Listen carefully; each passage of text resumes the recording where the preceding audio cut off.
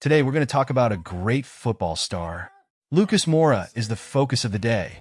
Do you enjoy discovering the luxurious lifestyles of football stars? If so, make sure to subscribe to the channel so you don't miss upcoming videos. Let's get started. Lucas began his football journey at a youth academy in Diadema, run by former player Lucas Moura. There, everyone started calling him Marcelinho because they thought he resembled the player Marcelinho Carioca.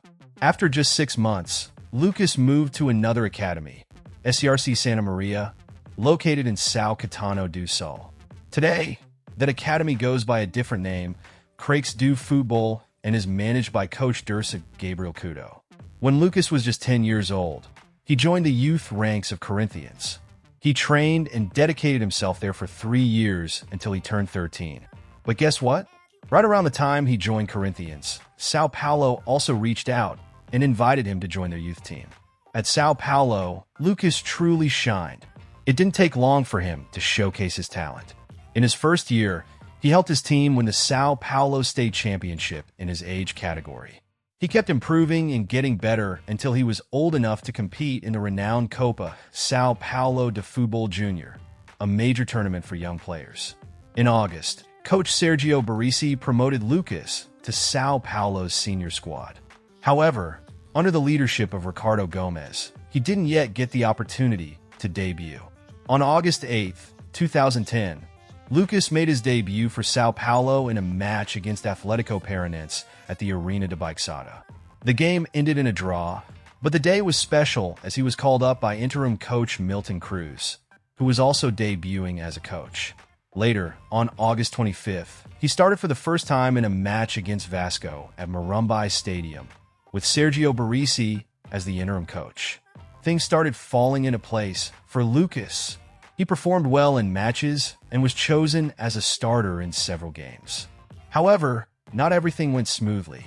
The president of Corinthians accused São Paulo of stealing Lucas from their youth academy. The controversy escalated to the point where Lucas's father had to step in to clarify. He explained that Lucas had left Corinthians when he was just 13 years old, long before the president making the accusations had taken office. To close the matter, Lucas stated that he wanted to focus on football and writing his own story. The year 2010 was amazing for him. Even FIFA recognized Lucas's talent as one of the great promises of football. In February 2011, he renewed his contract with São Paulo with an incredibly high release clause of 180 million reais. This placed him among the most valuable players in Brazil, second only to Ronaldinho Gaucho. Despite some criticism in 2012 for playing in an individualistic manner, he bounced back. He scored important goals, such as in the Copa do Brasil semi-final against Curitiba, and even reached the milestone of 100 games for São Paulo. To close his time at São Paulo on a high note, on December 12th, he played his final match for the club in the Copa Sudamericana final. São Paulo won 2-0 against Argentina's Tigre, and Lucas scored a goal and provided an assist. Lucas was sold to Paris Saint-Germain for 43 million euros, over 108 million reais. This became the second largest sale in Brazilian football history, only behind Oscar's move to Chelsea shortly before. From the sale, São Paulo kept the majority, 75%, 81 million reais. Lucas and his agents divided the remaining 25%, 27 million reais. He arrived at PSG on the last day of 2012, December 31st, and quickly settled in. The sporting director, Leonardo, helped Lucas adapt to the idea of playing in France. His debut was on January 2nd, 2013, in a friendly against Lequia from Qatar. PSG won 5-1, and Lucas played for 45 minutes. His first official match was on January 11th, against Ajaccio in League One. Despite the 0-0 draw, Lucas played excellently and was widely applauded by the fans. They sang his name in a funny way. Lucas, Lucas. Just 9 days later, in the game against Bordeaux, he made an incredible assist for Ibrahimovic to score the winning goal. On January 27th, he helped PSG defeat Lille 1-0, and in early February, he provided 2 assists in the 4-0 thrashing of Toulouse. In May, PSG won against Lyon and were crowned French champions. This was Lucas's first title with the club. After 21 games, he finally scored his first goal for PSG in a 2-0 victory over Bordeaux. In the following season, Lucas began wearing his favorite number, 7. On August 16, 2014, he scored his first goal of the season in a 2-0 win over Bastia. Then, on January 25, 2015, he celebrated his 100th game for PSG with a 1-0 win over Saint-Étienne. On January 31, 2018, Lucas Moura was introduced as Tottenham's newest player. He signed a contract that would keep him at the club until 2023. His debut came shortly after, on February 13th, in an exciting match against Juventus in the UEFA Champions League round of 16. The game ended in a 2-2 draw, and he came on in the final minutes to give the team a boost. Not long after, Lucas scored his first goal as a starter in a 2-2 draw against Rochdale in the FA Cup. In the following game against the same team, he shone once again, providing 2 assists in a 6-1 thrashing that secured Tottenham's spot in the quarterfinals. The most incredible moment came in May 2019. Lucas scored a hat-trick against Ajax in the Champions League semi-finals. It was thanks to him that Tottenham reached their first ever final in the competition. Despite this, in the final against Liverpool, the team lost 2-0. With new manager Jose Mourinho, Lucas earned more opportunities in the starting lineup. In June 2020, he completed 100 matches for Tottenham, with 23 goals and 9 assists at that point. The following season was fairly consistent, with 50 appearances, 9 goals, and 8 assists. In the 2021-2022 season, Lucas played 45 games, scored 6 goals, and provided 8 assists. He was one of the team's standout players, but by the end of the season, his role diminished. In 2022, he had a strong start but lost his spot in the starting lineup to Swedish player Kulusevski. Nevertheless, he provided an important assist for Son in the final match, helping Tottenham secure a spot in the Champions League. Unfortunately, the 2022-2023 season wasn't the best for him. Struggling with injuries, Lucas only appeared in 19 games and scored 3 goals. In May 2023, Tottenham announced that they would not be renewing his contract. Thus, Lucas concluded his time at the London club with 219 appearances, 39 goals, and 25 assists. Lucas returned to São Paulo, the club where he first rose to prominence, after spending 11 years abroad and 3 months without a team. Everyone was incredibly excited, especially on social media. It was the most talked about signing in Brazilian football at that moment. Oh, and he signed a contract to play until December.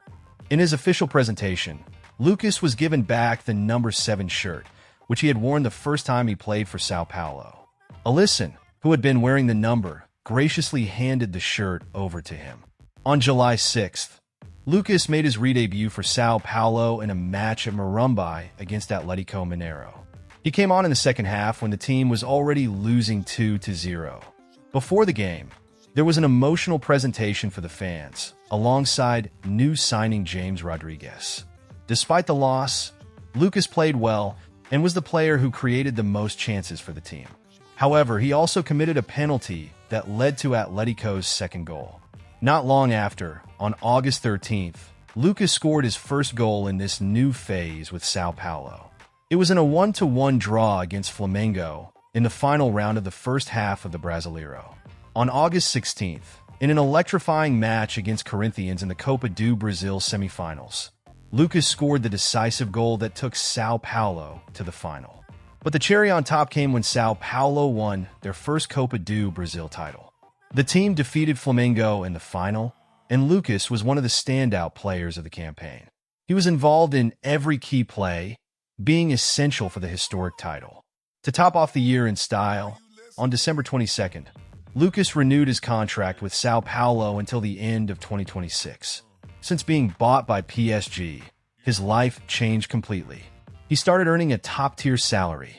When he moved to Tottenham, the story remained the same. He spent 10 years in Europe, earning very well. Want an idea? It's said his fortune today is around 400 million Brazilian reals. Then you might think, now that he's back in Brazil, he must not be earning as much. But no way! At São Paulo, Lucas still has an impressive salary, around 1 million Brazilian reals a month. Off the field, he lives a very peaceful life. He's religious, married for years to Larissa Saad. Want to know how they met? Online back in 2011. However, their relationship truly began in 2015, when he was already in France. A year later, they got married with an incredible party in São Paulo. There was even a show by Alexander Pires.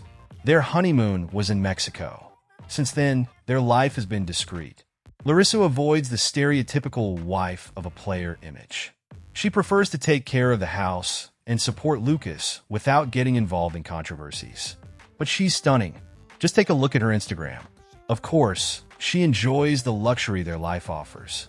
They have two adorable children, Miguel, 6, and Pedro, 5, and they travel and have fun together as a family. When it comes to houses, Lucas knows how to choose well. When he lived in London, he resided in a jaw-dropping mansion. It had 3 floors, an elevator, 5 suites, a gym, a movie theater, an indoor pool, and a huge kitchen. In Brazil, he found something even better. His mansion in São Paulo spans 1,200 square meters. It's massive.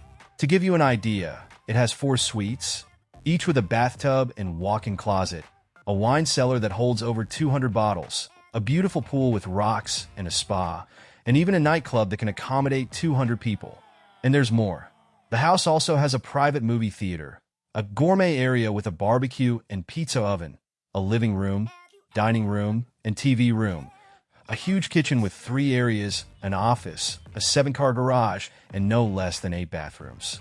Lucas Moura is passionate about cars, and the more eye-catching, the better. When he played in Europe, he used to drive a Porsche 911, one of the most famous models from the German automaker. This car is incredible. It combines luxury and speed, perfect for cruising at 200 kilometers per hour on the Autobahn. Plus, it has several perks like heated seats for the cold weather, a super modern air conditioning system, and a top-of-the-line multimedia center.